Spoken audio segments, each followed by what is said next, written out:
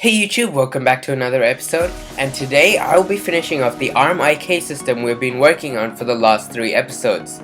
I was extremely happy to see that when I was away for a while that I received a lot of suggestions for this series, and most of them were about additions to the player controller, which are all very exciting, so I'll be dedicating an entire episode to that very soon. But today will be a very small and concise video to quickly finish off the inverse kinematics series by adding an ARM model and mapping it to the bones, plus some small fixes to the controller. But what I really am excited about is the episode that is coming up very shortly, which is a third-person over-the-shoulder aiming system, which is just stunning, and I'm extremely excited to teach you all how to do that. But before that, let's finish off the inverse kinematic system. This will be very simple today, trust me. If you haven't watched the previous 2 episodes of this mini-series, then I recommend you to check it out because the main algorithm was written then. Like usual guys, make sure to comment if you have an idea because I'll certainly add it to a future upcoming episode. Also, don't forget to subscribe to keep up with this awesomely original content, and without any further ado, let's get right into the video. Okay guys, let's get right into the video. So this is where we left off last time with our ARM IK fully ready. So I'll just show you that. So if you missed the last 2 episodes, I really recommend you check it out because this is where we built the algorithm. All we're going to be doing today is getting an ARM model that we're going to build from Blender and overlaying it on top of this ARM IK. So let's go into Blender and create the ARM model now. I'm just going to open up Blender and we're going to start with the cube. So if you've never used a Blender before, you can use any other 3D modeling program. Just create an armature, just a simple 2-bone ARM IK, which we'll use for now. Okay, so I'm just going to create a really basic mesh right here. So I'm just going to go into face select we're going to scale down just a bit. We're just going to drag it out, create a decent arm's length. And let's create a loop cut in the middle to signify where we're going to bend at. Control B to bevel, and we're just going to scroll up once and we're going to get a nice loop cut in the middle over there. Okay, now we're going to create a vertical loop cut like this, and we're just going to extend this to create our finger bone. So firstly we'll create the 2-bone arm, the 2 bones for the main arm, and in future episodes when we get to gun holding and all of that, which should be very soon, we'll create finger bones and I'll show you how to connect that with the IK and everything, okay?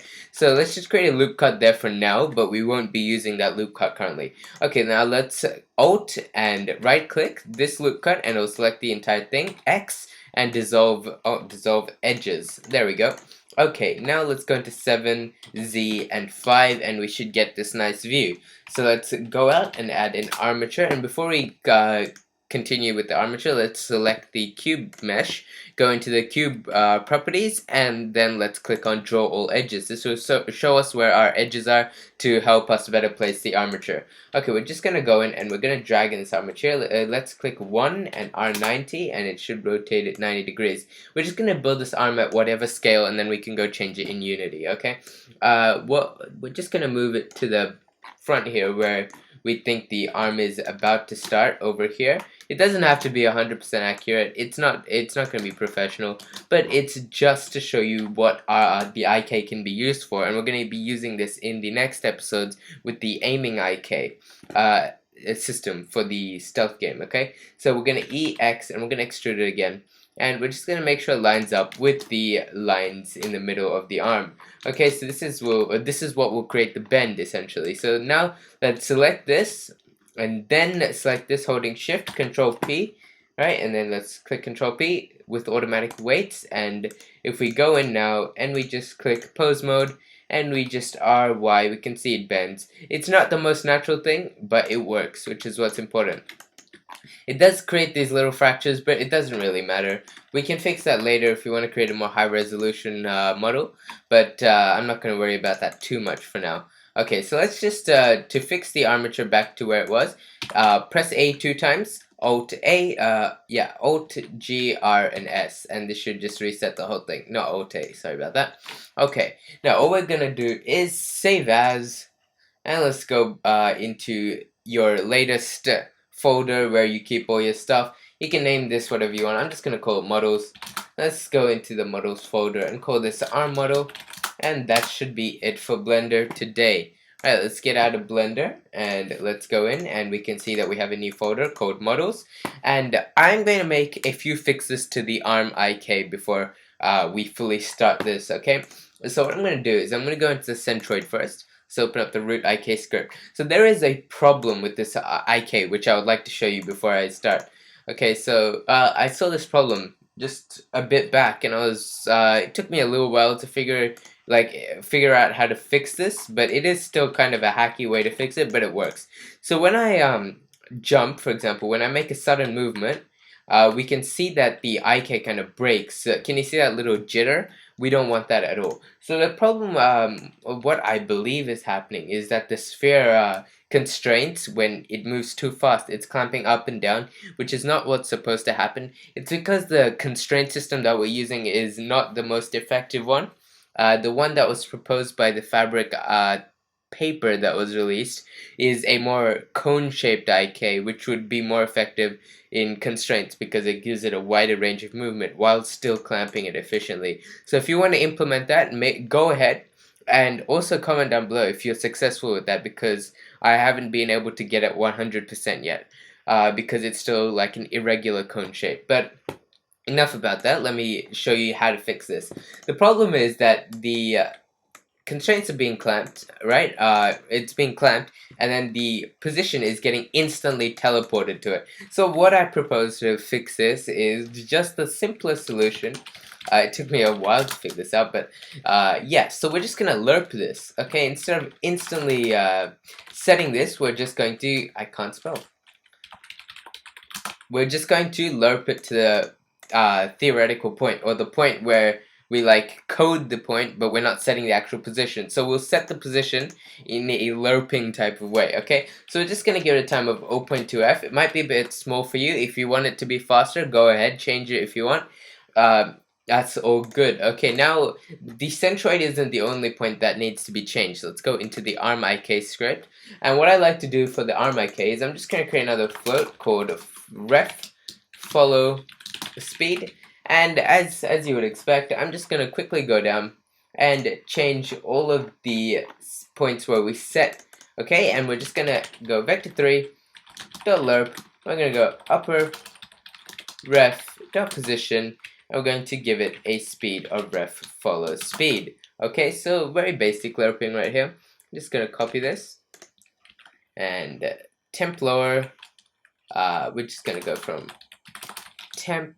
Sorry, no, lower ref dot position to temp lower, and then ref follow speed.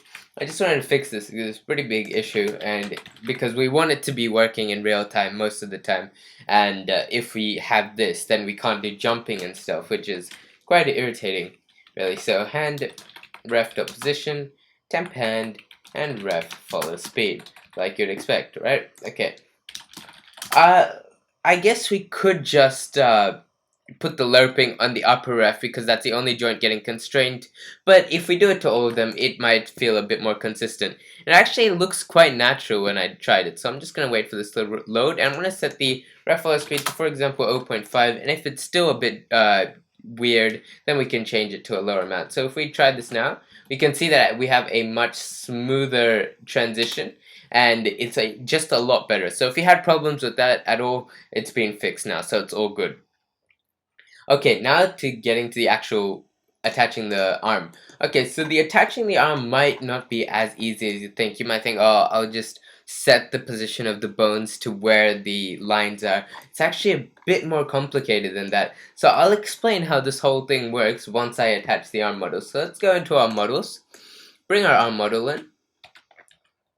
And oh my god, that's massive. So let's just change this to be much smaller. And let's go into orthographic mode. And let's try and align this. We're not trying to align the arm to the bones. We're just going to set this to what we think looks nice. And then we'll go into the code. And we'll add the script to automatically change these cubes to match up with the arm. So that the rig is consistent to the arm. The arm doesn't have to be consistent to the rig. Okay, so let's just change this over here. And we want it about here, let's say, okay? And we can just duplicate, and we can create a deliverable transformation. So it would just be, let's flip this like this, and flip this like this, right? And then we can just go in and see, okay, this is 270, this is 180, just rounding up to the nearest 90 factor, right? And then let's go in here and just create what you think looks right, which is what we want. Okay, what looks about right for us. Okay, now let's go into the actual coding. I'm gonna do the basic code first, and then I'll explain how the arm is gonna move using just a simple visualization. Okay, so let's go all the way up, and we need to add about 4 variables. Okay, so let's go down. Yep, here we go. Actually, no, let's put it where our publics are here. And let's add a header and call this model references. Okay, and we're just going to reference the 2 bones which we have, which is transform upper model, let's just call it model, and public transform lower model. Okay, and then we need 2 offsets. Okay, so I'll show you what, because we're exporting from a different program, their local like rotations and everything is different, so we can't rely on it to be perfect because it won't. It'll always have like, let's say 90-degree offset in the x-axis or in the y-axis. We never know, okay? Otherwise we have to perfectly model it in Blender, and it's just too much effort, you know, when we can just create offsets. And offsets are actually really useful as well if you want to get a more natural look for your models. Okay, so we're gonna use this. So I'll show you what the offsets are for in a second. Okay, because we'll have to set it once we're running it anyway. So let's just call this the upper offset, public vector 3, lower offset. Okay, very easy stuff here. And the next thing that we're going to do is we're going to set the bones to the position of the model. Okay, so let's go into our setup here, and let's go private void set model position. Okay, and what we're going to do is we're going to align the reference points, the upper ref, lower ref, hand ref, all of that to where the actual arm model's reference points are. Okay, essentially what we're trying to do. Upper ref dot position is equal to the upper model dot position. Yeah, it's that simple. That's how easy it is. Okay, lower ref dot position is equal to lower model dot position. No, this is not to actually what do you say, this is not real time. This one actually moved the mesh. Okay, this is to set the reference to the mesh, not the mesh to the reference. Okay, so this one actually moved the model. Okay, this is to make sure that the IK distances are the same as the models, so it interacts correctly with the model. Okay, we don't have a hand point, so what we're just gonna say is we're gonna use that little code we had last time to make sure that the distances are preserved. So let's just go temp lower plus temp hand minus temp lower dot normalize times lower to hand distance, and that should work perfectly. So we're gonna go into awake here, and we're gonna say, oh no, we're not gonna say that. Set model position. Okay, that's it. Now the actual part of aligning the model to the mesh, which is aligning the model to the reference point, which is a bit more complicated. So what will happen? I need paint to explain this. So let's go in and get paint here. Okay, this, I'm not a good drawer, but I'll try and explain this anyway. So we have our 3 points, right? Okay, and we also have our elbow point, which is somewhere out here. So what we're gonna do is we're going to create we're just gonna get these 2 directions. So this direction going out this way and this direction out this way, and we're going to use the cross product. So what the cross product is basically these 2 angles are 90 degrees, right? It needs to find another direction which is on a 90-degree angle to both of these directions. That I don't know if that's the exact mathematical definition, but that's how I remember it. So if the only other way possible is up or down, because this has a 90-degree to that angle over there and a 90-degree to this angle over here. Okay, so when it's up or down, right, so let's just imagine this. What will happen is our arm, our axis of rotation is around this, right? So how do we find what direction our arm model needs to bend in, right? Is what the problem is, a problem that we're trying to tackle, and it's based on the elbows position.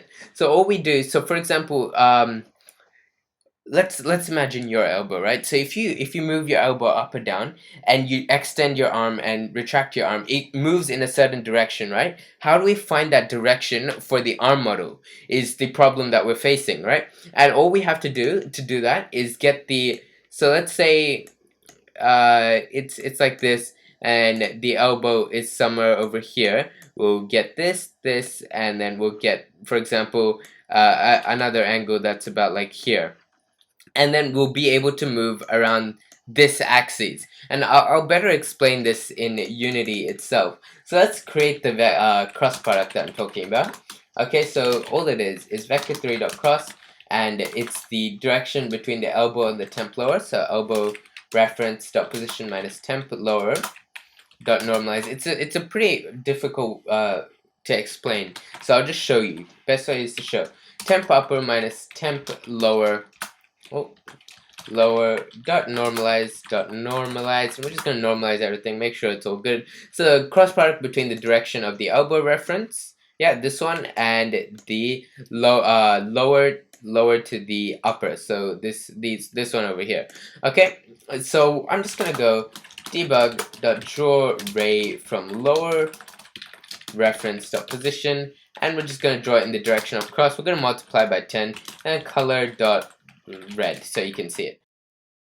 Okay, before I go ahead and show you this cross method, okay, we just need to make sure a few things are in order. So let's go into left and right effectors and change the ref follow speed to 0.5 to make sure it's actually following. And then let's go into the upper models and set both of them. Okay, so let's go into the right effector, let's get the right arm. And the upper arm part, the upper model is bone, and the lower model is bone 001. So let's go into the right effector, and let's drag in the bone over here. So let's go and drag in the bone, and then the bone 001 over there. And the left effector will drag in the other arm model's bone. So let's put the bone in there, bone 001 in here. Okay, so this part is crucial. Let's grab both of our models and set them as a child of the centroid, not of the capsule, of the centroid. We need to make sure that it revolves around the centroid. Okay, now that that's in order, let's play and I'll explain this cross method function to you. Okay, so we can see both of these red lines. Like I said, both of them either go up or down because the current cross method is it goes like this and like this. So it creates an L shape, and then when it creates an L shape, there has to be another line that creates an L shape with both of the other lines. So we can see this one creates a 90 degree with this and a 90 degree with this is what the cross method is. Okay, so what's the beneficial use of this? Okay, let's see in this example right here. So let's go into paint, and the example here, the line is going directly upwards. So what happens when the line is going directly upwards? This tells our model that it has to rotate around this axis. If, for example, the line was going this way, it would tell our model that it had to rotate around this axis, right? Okay, so this is basically the idea. If you grab your elbow, right, at this position, you put it directly backwards, and you see how your arm retracts and goes in and out, basically. So let me get this model here. So the arm model, and let's go into the bone and I'll show you this. So you see how it rotates around this axis? It's the natural way to rotate your arm. But what if the elbow was here? We can see that the entire cross method changes. So in order to rotate around this axis, the armature would have to rotate like this to be around this axis. I think it would be around here. No, it would be like this. And then it would rotate around this axis. So I'd have to change this to local for this to work. And it would rotate like this. So the cross method finds the most natural way that the bones should rotate. The model should rotate. Right? So that's it basically. So now let's go in and create the actual movement of the arm model. Okay, so let's get rid of this ray and begin. So upper model dot look at. So we're gonna use the look at function given by Unity because it's extremely simple, no maths required. Right, so we're gonna make the upper model look at the lower reference point. Why? Because the upper model is the topmost point, and in order to make it face in the direction that it's needed, it needs to look at the lower point, right? So we just look at lower ref dot position. or we can just use a target then. Low ref, and then the world up, which is its local world up, can be the cross, okay? So Unity gives you that function, the cross, the ability to use whatever local up you want. Okay, so we're also going to say upper model dot rotate, and we'll give it a upper offset. Simple stuff. And then we're going to go lower model to look at, and we're going to look at the hand reference, because the hand reference is lower than the actual lower model. So we're going to say cross. Okay, lower model to rotate, and then we'll pass in the lower offset. Okay, easy stuff. And that's it. That's basically the entire arm done. So we're just going to click play here. And let's see this. Okay, obviously this is going to happen because we haven't set our offsets yet. So by playing around, I know if I select both of these left effectors and right effectors, and I set a 90 to both Y and X, it will work fine for me. Okay, so now let's test this out. And as we can see, we're getting nice results. Okay, and the reason why this may seem a bit weird is because we positioned the bone at the edge of this arm here, actually. So what would happen if we went in and changed this? So open up Blender right here, and let's go in and actually extend the arm to reach the end. So let's go like that. Okay, and let's save and apply here. I hope that applied. I'm not sure if it did. And we can see that we have a more position towards the start. So let's actually see this. Okay, now let's create a 1990 here. Okay, and let's play the animation, or use the rig, sorry. And as we can see, it works perfectly. There is a bit of offset, and this is just natural, so this is fine. It's not perfect, it's not 100%. There's something wrong with the offsets, or it could be anything, but it works perfectly for our purposes. Okay, and we're just going to position it here, and we can see we can position this however we want. I would prefer the arms to be much smaller, actually. We can fix that in the next episode, but we can see that this IK system is so much better than any other IK system that you've probably seen on YouTube, because everyone else uses either the triangle method, which is extremely unnatural. It's not good to use for IK. This one is so much more natural. We can see that each bone affects each other. We have like a centroid bone that actually controls root, and this algorithm is 100% generic, right? So what this means is that this technique, the techniques that you've used to create this arm IK, can actually be replicated into, like, let's say an iteration method. So we can have a list of bones that you can say, okay, this is one chain of bones, and then you can use the same algorithm except with like for loops in order to achieve the same result, but with like a variety of structures. And then once you get the hang of constraints and everything, then you have unlimited potential with this. So we can see this works perfectly. It's very nice. We can do whatever we want with this. Okay, so we can like make it punch. We can create animations with this if we really wanted. Okay, it's fine. Okay, I actually would like this around halfway, maybe. Something that looks a bit more natural. Let's try this again. Before I start, I'm just gonna go right, left effector and set these both to 90. I just want to make two quick fixes on the player controller that I think are quite crucial for it to be functioning properly. So let me just test this. That is a lot better. The arm doesn't clip in as much. And we can see this, it bends like this, right? We don't want that. So what we'll do is we just set the elbow over here, and then when we bend it the next time, it should work fine. There we go. So we'll be using this for gun placement and stuff like that, which will be very fun. And this is the elbow that I was saying. If I lift the elbow up, we can see that it rotates naturally in order to accommodate for that. And you can see that it's lerping, that it's very slow. If you want it to be much better, just instead of looking at the lower ref, we could just set it to look at the temp lower hand ref, but it doesn't really matter. Let's just test this with the jumping. And we can see that it works perfectly. It creates like a little wiggle, which is actually quite natural if you ask me. I actually quite like that. But if you want to get rid of that, again, increase the lerp speed, do whatever it takes, and it's perfect for now. So the ARM IK system completely out of the way. I'm glad I taught you all of that because it's one It's one of the most important techniques to know in when it comes to animation and game development. So it's extremely useful, and I hope you guys enjoyed that part of this series. Okay, so now let's go in and just make a quick adjustment to the player controller.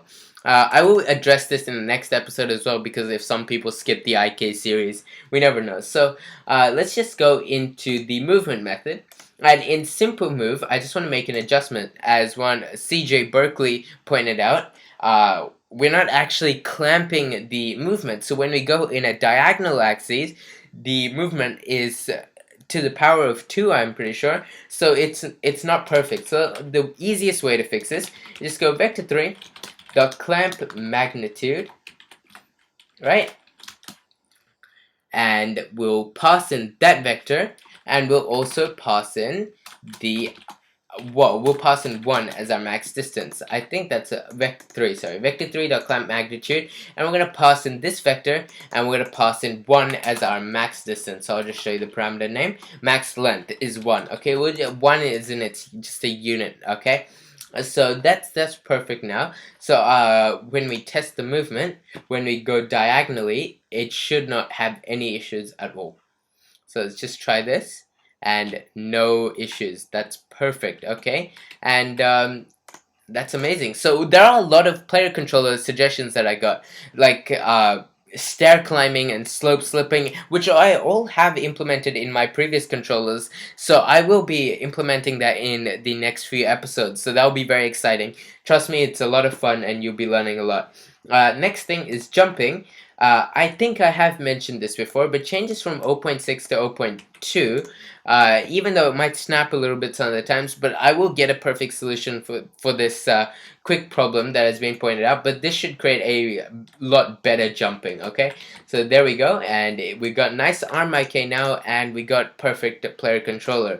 So I'll be adding a lot to it in the next few episodes, but in the next episode, we're going to be working on the third-person camera. So third-person aiming. So basically, we'll be over here most of the time, just like our usual camera. But when we hold the right click, we'll be able to zoom in on the shoulder, right? And then we go into the special aiming mode, which will change the IK to actually aim at a point using a gun.